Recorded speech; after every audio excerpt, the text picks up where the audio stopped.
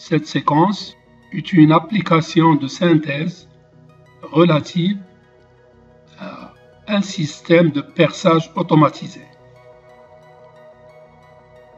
Le plan des activités comporte les éléments suivants. Premièrement, une mise en situation. Ensuite, une description du système automatisé. Troisièmement, le fonctionnement de ce système. Vous trouverez le cycle de fonctionnement, un graph-set de point de vue système, deux tableaux des affectations des entrées et des sorties. Quatrièmement, le travail demandé. Et enfin, les éléments du corrigé. La mise en situation. L'opération de perçage par usinage est l'une des plus utilisées dans la fabrication des pièces mécaniques.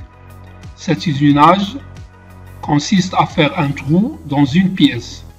Ce trou est effectué par un forêt sur une perceuse. Le plus souvent, la pièce à percer est fixée sur un mort de cirage et l'outil est mobile.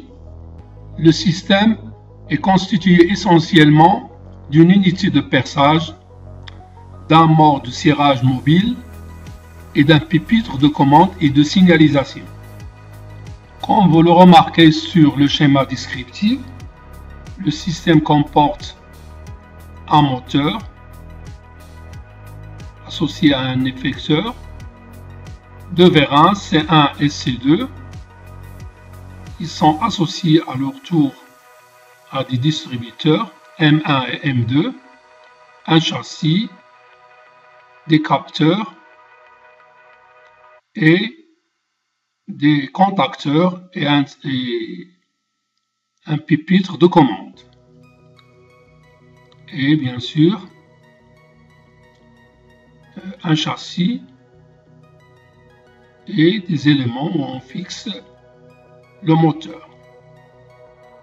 Le fonctionnement du système. Le cycle de fonctionnement. Le capteur PP indique la présence de la pièce à percer. L'appui sur le bouton poussoir S permet le départ cycle. Le vérin C1 déplace le mort mobile pour serrer la pièce. Le capteur L11 indique que la pièce est serrée.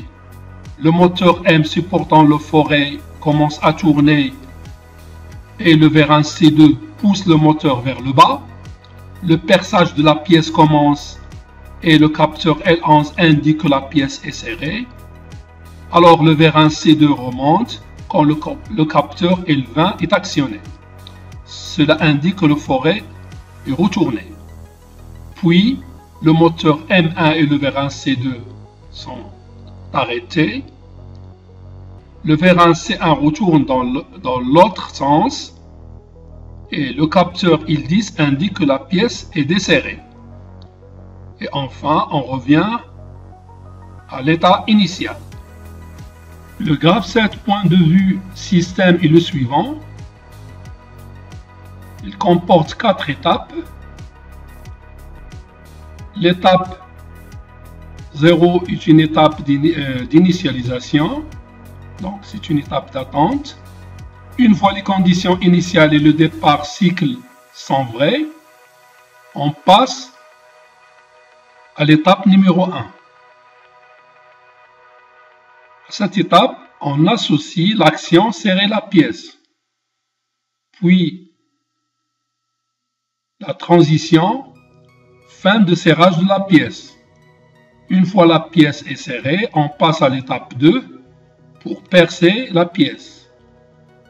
Et à la fin de perçage de la pièce, on passe à l'étape 3 qui permet le desserrage de la pièce. Et à la fin de ce desserrage, on reprend l'étape 0. Ensuite, on a deux tableaux d'affectation. Un tableau pour les affectations des entrées et le deuxième tableau pour les affectations des sorties. Bon, ici, vous avez le compte rendu aux consignes. capteur ou bouton, la désignation et la variable associée à l'automate programmable industriel. Pour le départ cycle, il s'agit d'un bouton poussoir désigné par S, la variable associée est I1.1. Pour la présence de la pièce, c'est un détecteur à 3 fils photoélectriques. Sa désignation est EP, présence de pièce. Et la variable est I1.2, etc. jusqu'à compte rendu ou bien consigne, mort de serrage reculé. Donc il s'agit d'un détecteur de fin de course désigné par IL10, variable associée et I1.6. Pour les affectations de sortie, à chaque action, on a un préactionneur et une variable API. Pour l'action sortir la tige de vérin C1, on a le préactionneur 1S1 et la variable EQ 2.1. Rentrer la tige de vérin C1, préactionneur est IS0. La variable est Q2.2, etc. jusqu'à mettre en marche le moteur. Préactionneur est un contacteur électromagnétique. La variable est Q2.5. Tous ces 4 préactionneurs sont en relation avec les distributeurs. Quatrièmement, le travail demandé en tenant compte du graphe 7 point de vue système et des tableaux numéro 1 et numéro 2, vous allez déterminer le graphe 7 point de vue partie commande et le graphe 7 point de vue API et vous allez élaborer le programme en langage ladder du système. Les éléments du courrier.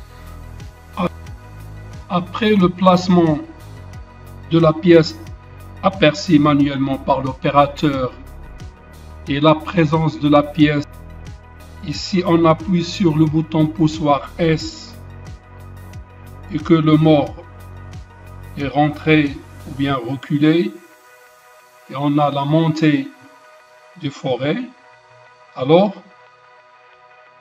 on passe à l'action de sortie du vérin C1. Si le mort est avancé, on a alors les actions sortie de la tige du vérin C2 et l'action du moteur M. À la fin de la descente du forêt, on a l'action qui est rentrée du vérin C2 et la montée du moteur. Et une fois on détecte la montée du forêt, on a la rentrée du vérin C1. Et enfin,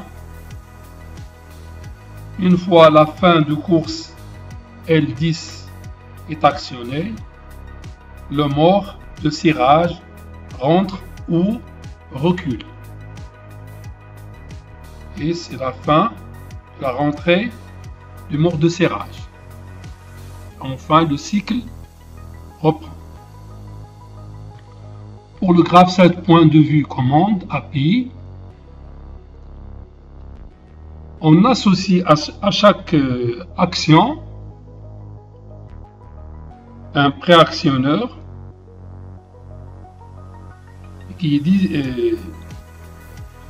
qu'on lui attribue un bit de variable API. La même chose pour les capteurs, on leur associe des bits de variable d'entrée qui sont indiqués par grand I et les variables de sortie par grand U. J'ai oublié de vous signaler ici que le Graph7 point de vue partie commande API ou bien partie commande PC, on a 5 étapes. Par contre, sur le Graph7 point de vue système, qui décrit uniquement le fonctionnement et pas la technologie ou la programmation, on a 4 étapes. Troisièmement, la programmation en langage ladder consiste à faire associer à chaque étape un bit interne. Ici est intitulé X-indice I. Alors, on part tout simplement de l'idée qu'une étape quelconque est active ou inactive, c'est-à-dire désactivée. En respectant les règles du Graph7, on pourra déterminer les différentes équations des étapes. Prenons par exemple l'étape numéro 1. Cette étape n'est active que lorsque les contacts I1, et I1, 2 et I1, 5 et I1, 5 et l'étape X0 associée à l'étape 0 sont tous égaux à 1. Donc ici, on a ce qu'on appelle le set, c'est-à-dire on active X1. Pour désactiver cette même étape, il faut tout simplement que l'étape suivante, c'est-à-dire X2, soit vraie, c'est-à-dire égal à 1. Voilà, ça c'est vrai pour tous les éléments du programme langage ladder. Voilà, merci de votre attention et à la prochaine vidéo.